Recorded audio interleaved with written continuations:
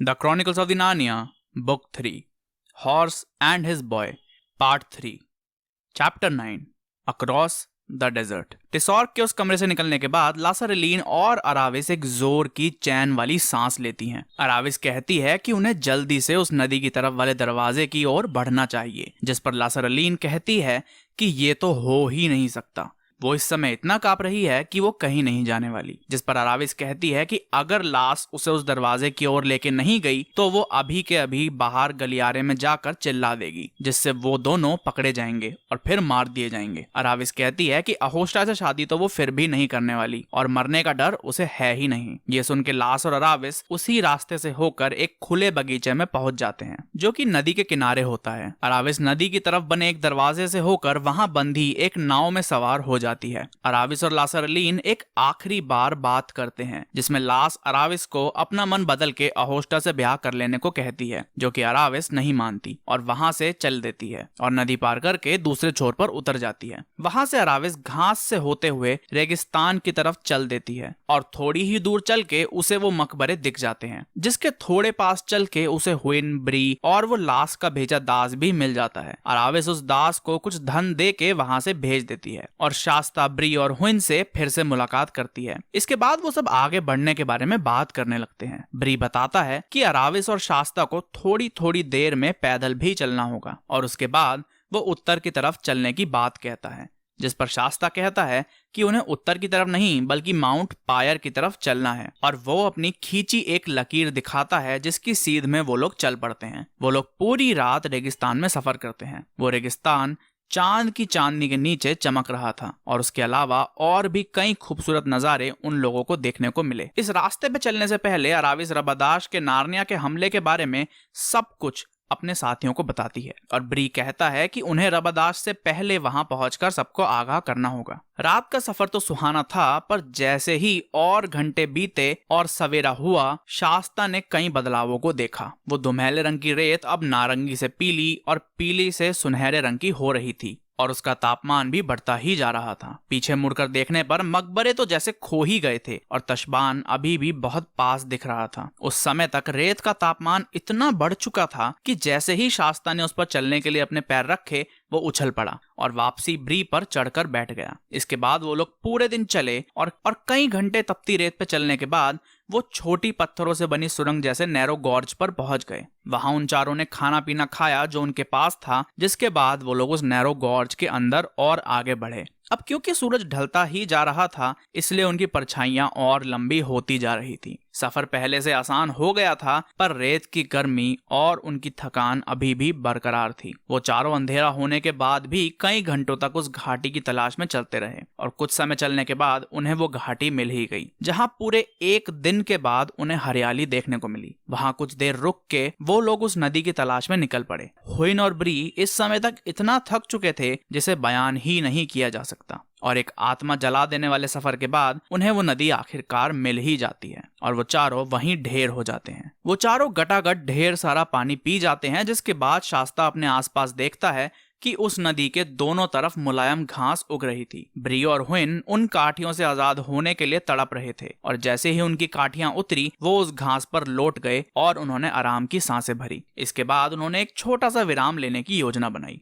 जिस पर शास्ता ने सोचा कि उसे उठकर इन सबको चलने के लिए प्रेरित करना चाहिए, वरना वो लोग यहाँ बैठते ही सो जाएंगे। पर वो भी इतना थक चुका था कि उससे वो हुआ ही नहीं और वो चारों सो ही गए। और अगली सुबह तकरीबन 11 बजे वो सब उठे और अराविस ने उनकी इस लंबी नींद के लिए अपने आप को दोष दिया। इसके बाद उसने घोड़ों को जल्दी से चलने को कहा, पर ब्री जिद पर अड़ गया कि बिना घास का नाश्ता किए वो कहीं नहीं जाएगा और फिर उन चारों ने नाश्ता कर ही लिया। Chapter 10 the hermit of the southern march. वहां से उस मिली नदी के साथ साथ चल के वो लोग देखते हैं कि वो नदी एक बड़ी और पूर्व की तरफ बह रही नदी में मिल जाती है। उस बड़ी नदी का बहाव इतना तेज था कि वो बहुत शोर कर रही थी और उसके जैसी हरी भरी खूबसूरत, शांत और मनमोहक जगह शास्ता और अराविस ने कभी नहीं देखी थी। उस नदी को पार करके ब्री कहता है कि वो लोग आर्चन लैंड में प्रवेश कर चुके हैं और इस नदी को जिसे उन्होंने अभी अभी पार किया है उसका नाम विंडिंग एरो है। नदी को पार करके वो सब एक घने जंगली टुकड़े से होकर आगे बढ़ रहे होते हैं और शास्ता उन घने पेड़ों को देखकर बावला हुआ जा रहा था क्योंकि उसने इतने सारे पेड़ एक जगह कभी नहीं देखे थे। और तभी शास्ता उन सब का ध्यान खींचता है और वो सब देखते हैं किसी चीज की तरफ। वो सब उसे देख के कहते हैं कि वो क्या चीज है। किसी ने कहा कि वो कोई धुआं है जो कि किसी आग से आ रहा है, किसी ने कहा कि रेतीला तूफान है। पर तभी उन सबको समझ आ गया कि वो ना तो कोई तूफान है और ना ही कोई आग, बल्कि रबदाश की अनवाड़ किले की तरफ बढ़ रही सेना है।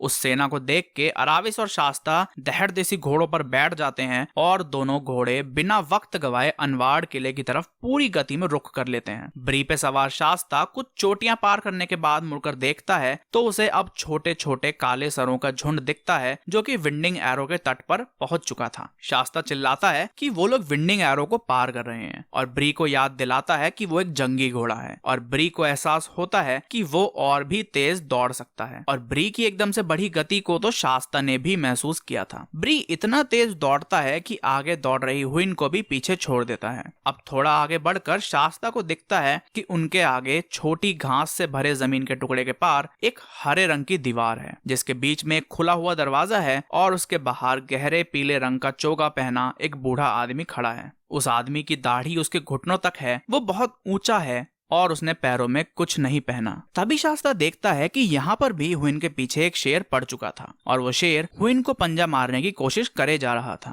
तभी शास्ता ब्री से कहता है कि उन्हें पीछे जाकर हुइन और अराविस की मदद करनी होगी और ब्री इतना तेज दौड़ रहा था कि वो ये बात सुन ही नहीं पाया। ये देखता हुआ चिंताजनक शास्ता ब्री के ऊपर से छलांग मार लेता है और अराविस और हुइन की मदद को चला जाता है। थोड़ी भाग दौड़ और चिल्लाने के बाद किसी कारण से वो शेर वापस चला जाता है और वो चारों उस हरी दीवार वाले द्वार से होकर अंदर चले जाते हैं। वो बूढ़ा आदमी अराविस की हुइन से उतरने में मदद करता है। शास्ता उस दरवाजे से अंदर आकर अपने आप को एक गोल खुले बरामदे जैसी जगह में पाता है। उस जगह पे एक खूबसूरत तालाब था और उसी के किनारे एक ऐसा पेड़ था जो कि शास्ता का अपने जीवन में देखा सबसे बड़ा पेड़ था। शास्ता उस बूढ़े आदमी को देख के कहता है कि क्या वो राजा ल्यून है, जिस पर वो बूढ़ा आदमी कहता है कि नहीं, वो सदन मार्च का हर्मिट है। वो हर्मिट शास्ता से कहता है कि अराविस घायल है और उनके घोड़े पूरी तरह थक चुके हैं, इसलिए शास्ता को बिना कोई वक्त जाया किए आर्चन लैंड के राजा ल्यून को इस हमले के बारे में आगाह करना होगा। ये सुन के शास्ता सोचता है कि थक तो वो भी गया है और उससे ये काम कहना इस समय एक बहुत बड़ा पाप है। पर शास्ता ने मुंह से सिर्फ इतना ही पूछा कि राजा ल्यून कहाँ है। हर्मिट ने कहा कि इस दरवाजे के कतई सामने एक और दरवाजा है और उसके ठीक सामने एक और दरवाजा। वो हर्मिट शास्ता से कहता है कि इन दरवाजों से होते हुए एकदम सीधे जाओ। मिट्टी हो या रेत, घास हो या कीचड़, सूखा हो या गीला, पेड़ हो या पौधे, तुम्हें एकदम सीधे जाना है, वो भी भागते हुए, और तुम्हें राजा लून मिल ही जाएंगे। ये सुनकर शास्ता राजा लून को ढूंढने निकल पड़ता है और वो हर्मिट अराविस जिसकी उल्टी बांह घायल हो चुकी थी उसे अंदर एक झोपड़ी में ले जाता है और थोड़ी देर बाद बाहर आके उन दोनों घोड़ों की काठियां उतार के उन्हें सहलाने लगता है। वो हर्मिट उन्हें ऐसे सहलाता है जैसे कि किसी भी घोड़े का ख्याल रखने वाले ने आज तक नहीं सहलाया। हुइन हर्मिट से पूछती है कि क्या अराविस बच पाएगी, जिस पर वो हर्मिट कहता है कि उसे कई कलाएं आती हैं और वो बहुत कुछ जानता है, पर वो भी ये नहीं जानता कि कल का सूरज कौन देखेगा और कौन नहीं। इसके बाद वो हर्मिट ये भी कहता है कि अराविस की हालत अभी ऐसी है जिससे वो उतने ही साल जिएगी जितना उसके उम्र की कोई भी और लड़की जिएगी। इसके बाद वो हर्मिट हुइन और ब्री से कहता है कि उन दोनों को अपनी सारी थकान भूलकर ताजी घास का नाश्ता कर लेना चाहिए और पानी पी लेना चाहिए। इसके बाद हर्मिट उन दोनों से इजाजत ले लेता है और कहता है कि वो अपनी बकरी के पास जा रहा है। उस झोपड़ी में अराविस को होश आता है और वो अपने आप को एक बहुत ही मुलायम गद्दे पर चेहरे के बल लेटी पाती है। तभी हर्मिट उस झोपड़ी में आता है और अराविस से पूछता है कि उसकी हालत अब कैसी है। अराविस बताती है कि उसकी कमर में बहुत दर्द है और उसके अलावा बाकी सब ठीक है। हर्मिट अपने साथ जो लकड़ी का बड़ा कटोरा लाया था उसे अराविस के मुंह लगाकर उसे उसमें से कुछ पिलाता है। उसे पीकर अराविस की बत्ती हिल जाती है, क्योंकि पहली बार जब भी कोई बकरी का दूध पीता है उसकी बत्ती ऐसे ही हिल जाती है। बकरी का दूध पिलाने के बाद वो हर्मिट अराविस को सो जाने को कहता है और बताता है कि वो शेर बहुत ही अजीबोगरीब शेर था जिसने अराविस की कमर पे पंजा मारा। उसने एक आम शेर की तरह उसे काठी से गिराकर उसे नहीं फाड़ा, बल्कि बस उसकी कमर पर एक छोटा सा घाव छोड़ दिया।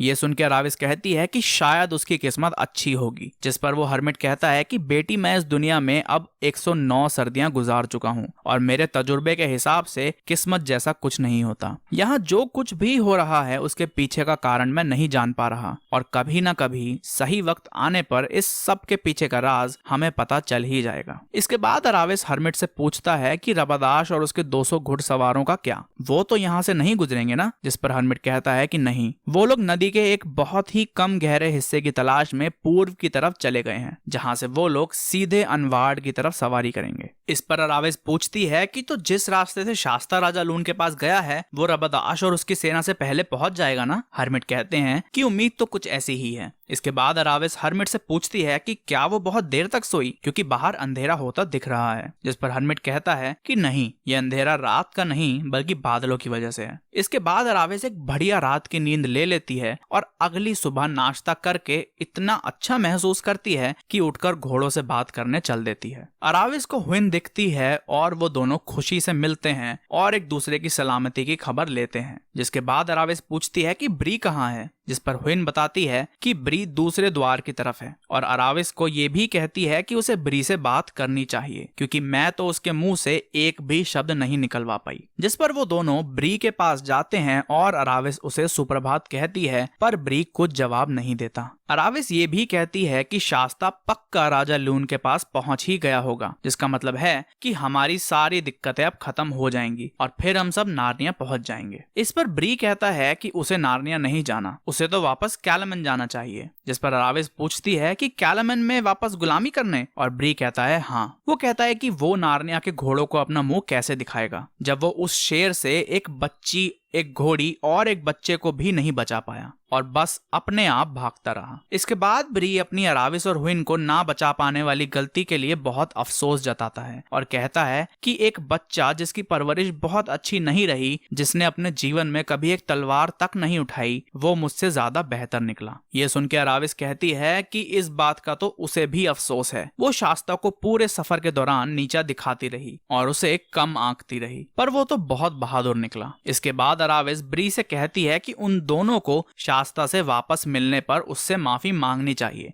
ना कि कैलामन जाके गुलामी करनी चाहिए। इसी दौरान वो हर्मिट भी वहां आ जाता है और ब्री से कहता है कि ब्री भले ही अपने आप को कैलामन के बेजुबान घोड़ों के सामने ज्यादा समझदार मानता हो, जो कि वो था भी, पर यहाँ नार्निया के घोड़ों के समक्ष वो बस एक आम घोड़ा है और आम ही रहेगा। और जब तक ब्री इस बात को नहीं समझ लेगा कि नार्निया में वो एक आम घोड़ा है, तब तक वो एक बेहतर घोड़ा नहीं बन पाएगा। ये सारी बातें करने के बाद वो हर्मिट उन तीनों को अपनी रसोई के करीब खाने के लिए बुला लेता है। Chapter 11 the unwelcome fellow traveller. Shasta जब हर्मिट के पास से निकला था तो वो जैसा उसने बताया था उसी तरह उन दरवाजों से निकला और घने पेड़ पौधे और मक्खियों के झुंड से होते हुए कुछ 15-20 लोगों की भीड़ तक पहुंच गया। वहां कई सारे हरे कपड़े पहने लोग और उनके साथ कई सारे घोड़े खड़े थे। शास्ता को देखते ही उनमें से एक व्यक्ति उसकी तरफ दोनों बाहें फैलाकर उसको कहता है कि मेरे बेटे कोरिन तुम आ गए। जिस पर शास्ता कहता है कि वो कोरिन नहीं है और वो जानता है कि वो कोरिन जैसा दिखता है और उसकी मुलाकात भी हुई थी कोरिन से तशबान में। और फिर शास्ता हाफते हुए अपनी टूटी फूटी भाषा में उस व्यक्ति से पूछता है कि क्या वो राजा ल्यून है, और उनके जवाब देने से पहले ही बताने लगता है कि रबादाश 200 सैनिकों के साथ हमला करने आ रहा है। शास्ता से कई लोग कई सवाल करते हैं और वो सबका जवाब दे देता है। जिसके बाद राजा ल्यून कहते हैं कि डेरिन, इस बच्चे से और सवाल मत करो, हमें इसकी बात पर भरोसा है, इसकी आंखों में सच्चाई है। राजा लून शास्ता को एक घोड़ा दिलवा देते हैं और वो सब ये देखने निकल पड़ते हैं कि माजरा क्या है। शास्ता, जो कि पिछले कुछ समय में घोड़े पर चढ़ना बहुत अच्छे से सीख गया था, वो उस घोड़े पर शान से चढ़ जाता है। राजा लून का आदमी डेरिन उनसे कहता है कि जिस तरह ये बच्चा घोड़े पर चढ़ा है इसमें पक्का शाही खून होगा। जिसे सुन के राजा लून कुछ क्षणों के लिए शास्ता को देखकर सोच में पड़ जाते हैं, जिसके बाद वो सारे लोग आगे बढ़ जाते हैं। अब शास्ता को घोड़े पर चढ़ना तो आता था, पर घोड़े की लगाम पकड़ के उसे दिशा कैसे देते हैं वो नहीं आता था। अब वो घोड़ा कोई बोलने वाला घोड़ा तो नहीं था, पर इतना समझदार था कि बाकी लोगों के पीछे पीछे चल सके, और इसी वजह से शास्ता और उसका घोड़ा पूरी टोली में सबसे पीछे चलने वाले लोग। बहुत देर तक कई कोहरे से भरे टेढ़े मेढ़े रास्तों से होकर शास्ता ने अपने आप को एक ऐसे मोड़ पर पाया जहां से सड़क दो सड़कों में बट रही थी। कोहरे के कारण शास्ता और उसका घोड़ा बाकी टोली से अलग हो चुके थे और उसे ये कतई नहीं पता था कि इन दोनों रास्तों में से कौन सा रास्ता अनवार्ड किले की तरफ जाता है। तभी शास्ता को कई घोड़ों की उसके पीछे से उसकी तरफ बढ़ने की आवाज आती है और वो अपने मन में कहता है रबादाश। तभी शास्ता जल्दी से अपने घोड़े को सीधे हाथ वाली सड़क पर छोड़ देता है और खुद छुपकर ये देखता है कि रबादाश कौन सा रास्ता लेता है। तभी रबादाश और उसकी सेना उस मोड़ पर आ जाते हैं और रबादाश अपने सिपाहियों को बोल रहा होता है कि नार्निया पहुंचकर उन्हें जितना हो सके उतना कम नार्नियन खून बहाना है। नार्निया वालों के खून को अपने खुद के खून से भी ज्यादा कीमती समझना है और सही समय आने पर उन्हें कैर पैरावेल और वेस्टर्न वेस्ट के बीच के हर जिंदा चीज को मारना है। और आर्चन लैंड के अनबार्ड किले की कहानी थोड़ी अलग है। यहाँ सारा खेल तेजी का है। मुझे 1 घंटे के अंदर अंदर ये किला अपने कब्जे में चाहिए। मुझे यहाँ का हर एक मर्द मौत के घाट उतरा हुआ चाहिए, चाहे वो मर्द कल ही क्यों ना पैदा हुआ हो। और उसके अलावा बची हर चीज को जैसे तुम चाहो वैसे बांट सकते हो। सारी औरतें, सोना, खाना, शराब, जवाहरात और शस्त्र तुम्हारे, मुझे उनमें से कुछ नहीं चाहिए। ये सब कहने के बाद रबादाश और उसके सिपाही दूसरा वाला रास्ता ले लेते हैं और शास्ता एक चैन की सांस भरता है। अब शास्ता को ये तो पता चल ही गया था कि अनवार्ड किला कौन सी दिशा में है, पर वो उस दिशा में जा नहीं सकता था क्योंकि उस रास्ते में उसकी मुलाकात रबादाश की सेना से होती। इसलिए वो अपने घोड़े को पकड़ के सीधे हाथ वाले रास्ते पर ही चल देता है। वो सोचता है कि ये रास्ता कहीं तो जाता ही होगा जहाँ उसे एक रात गुजारने को मिल जाए, पर वो रास्ता बस और घने जंगल की तरफ जाए जा रहा था और वहाँ ठंड भी बढ़ती जा रही थी। ये सब महसूस कर रहा शास्ता सोचता है कि उसी की किस्मत खराब है। पहले नार्नियंस सुरक्षित तशबान से निकल के नार्निया पहुंच गए और वो वहीं रहा। अराविस और घोड़े हर्मिट के पास आराम से रह रहे होंगे और वो यहाँ सड़ रहा है। राजा लून और उनकी टोली ने भी अनवार्ड किले में पहुंचकर द्वार बंद कर लिए होंगे और वो यहाँ रात बिताने की जगह खोज रहा है। ये सब सोचते हुए शास्ता को अपने लिए बहुत बुरा लगता है और उसकी आंखें भर आती हैं। पर तभी शास्ता को महसूस देता है कि उसी के बगल में कोई चल रहा है। अब उस कोहरे की वजह से वो ये नहीं देख पाता कि वो कौन या क्या है जो कि शास्ता के बगल में चल रहा है, पर वो ये जरूर महसूस कर पा रहा था कि वो जो कुछ भी है बहुत बड़ी बड़ी सांसें भर रहा था। शास्ता को इतनी घुड़सवारी नहीं आती थी कि वो उस बेजुबान घोड़े को वहां से भगवा पाता, इसलिए वो बस एक ही गति में उस रास्ते पर चलता रहता है। और थोड़ी देर बाद जब उसकी सहन शक्ति निमट जाती है तो वो उस चीज से पूछ ही लेता है कि वो क्या है, क्या वो एक जाइंट है, क्योंकि शास्ता ने सुना था कि उत्तरी इलाकों में जाइंट्स भी रहते हैं। वो चीज एक भारी पर धीमी आवाज में कहती है कि नहीं, मैं एक जाइंट तो नहीं हूँ। और वो चीज शास्ता से उसे उसके दुख दर्द सुनाने को कहती है। शास्ता उसे बताता है कि वो अपने असली माँ बाप को नहीं जानता और फिर वो उस चीज को अपनी पूरी कहानी सुनाता है और कहता है कि उसकी किस्मत बहुत खराब है। वो चीज कहती है कि ऐसा कुछ नहीं है, जिस पर शास्ता कहता है कि अगर उसकी किस्मत खराब नहीं है तो फिर उसके पीछे वो शेर क्यों पड़े। जिस पर वो चीज कहती है कि पहली बार जब उसके पीछे शेर पड़े थे तो वहां सिर्फ एक शेर था। जिस पर शास्ता कहता है कि उसे बहुत अच्छे से याद है कि उस दिन 2 शेर थे। जिस पर वो चीज कहती है कि नहीं, बस वो शेर फुर्तीला बहुत था। और शास्ता कहता है कि ये बात वो चीज कैसे कह सकती है। वो चीज कहती है कि क्योंकि वो शेर मैं था जिसने तुम्हें और अराविस को मिलाया। वो बड़ी बिल्ली भी मैं ही था जिसने मकबरों पे तुम्हें सहारा दिया। वो भी मैं ही था जिसने तुम्हारी टोकरी को जिसमें तुम थे उसे एक ऐसे किनारे पर ढकेला जहाँ कोई आदमी था जो तुम्हारा ख्याल रख सके।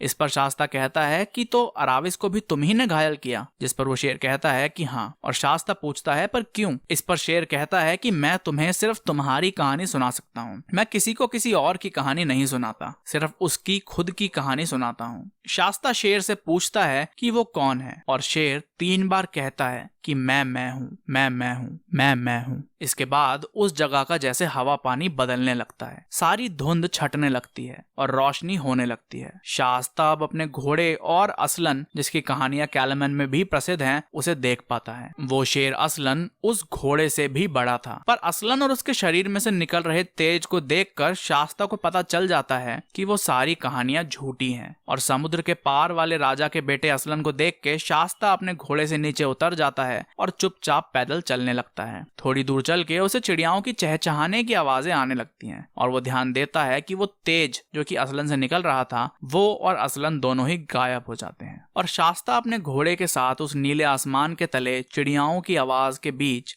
खुद को पाता है। Chapter 12 Shasta in Narnia to be continued. तो बस यही था पार्ट 3। ये थे 3 चैप्टर। नया पार्ट आएगा अगले हफ्ते, उसके अंदर होंगे 4 चैप्टर्स, हो जाएगी किताब खत्म। साथ में होगा मेरा एक छोटा सा रिव्यू। आपसे रिक्वेस्ट है कि ये बुक खुद पढ़ें क्योंकि बुक इज़ वेरी ब्यूटीफुल। और आपने ध्यान दिया होगा कि जो पहला चैप्टर मैंने इस पार्ट के अंदर कवर किया यानी कि चैप्टर नंबर 9, वो बहुत ही छोटा था। वो इसलिए छोटा था क्योंकि उसके अंदर कई सारी चीज़ें हैं, डिटेल्स हैं उनके एक्सपीरियंस के रेगिस्तान में और उस रात में और उस गर्मी में, जो कि मैंने नहीं अच्छे से एक्सप्लेन करी क्योंकि उनका मुझे पॉइंट लगा नहीं। समरी के लिए इतना काफ़ी था और मेरे हिसाब से आपको खुद पढ़ना चाहिए क्योंकि C.S. लुइस की राइटिंग जैसे कि मैंने बताया मुझे बहुत पसंद है और बहुत अच्छी है और आपको खुद को वो राइटिंग एक्सपीरियंस करनी चाहिए। नीचे दिए गए मेरे लिंक से ऑर्डर करेंगे बुकों को अगर अमेजोन से तो मुझे बड़ी हेल्प हो जाएगी क्योंकि अब मैं बना रहा हूँ ये ऑडियो समरी और अगर आप मेरे लिंक से करते हैं तो मुझे हेल्प हो जाएगी, मुझे थोड़ा अच्छा लगेगा। और अगर आप वो नहीं करना चाहते तो सिर्फ इस वीडियो को लाइक कमेंट शेयर सब्सक्राइब कर दीजिए चैनल को, इस वीडियो को शेयर कर दीजिए, बाकी वीडियोस को देखिए, थोड़ी सी मुझे मोटिवेशन मिल जाएगी इस बुक को कंटिन्यू रखने का, इस सीरीज़ को कंटिन्यू रखने का, क्योंकि इसका जो पार्ट है वो तो नेक्स्ट वीक तो आएगा ही। उसके बाद आएगी अगली बुक द प्रिंस कैस्पियन वाली book 4 of the chronicles of the Narnia और फिर आगे और बुक आती जाएंगी। तो बिना भूले बिना चूक करे वीडियो को लाइक जरूर कर दो, शेयर जरूर कर दो, व्हाट्सएप स्टेटस पे डालो, फेसबुक वगैरह पे डालो, स्टोरियों पे डालो इंस्टाग्राम की, और अपने दोस्तों को भी ये खूबसूरत कहानी सुनाओ। Thank you for watching. ये वीडियो जाके भी देख लो यार, टेक्सास चेनसो मैसेकर पे बढ़िया वीडियो बनाई है और साथ में ये वाली वीडियो भी देखो, फ्राइडे द 13th के ऊपर बनाई है, बढ़िया फ्रेंचाइज है, देखने में तुमको आएगा मजा। तो इसीलिए जाओ और इन वीडियोस को भी जरूर देखो और चैनल की ग्रोथ बढ़ाओ। कमेंट्स करो, चाहे जो दिल में आए वो कमेंट्स करो और पिछली वीडियो की तरह मुझे नाम दो अपने फेवरेट कैरेक्टर का कमेंट्स में।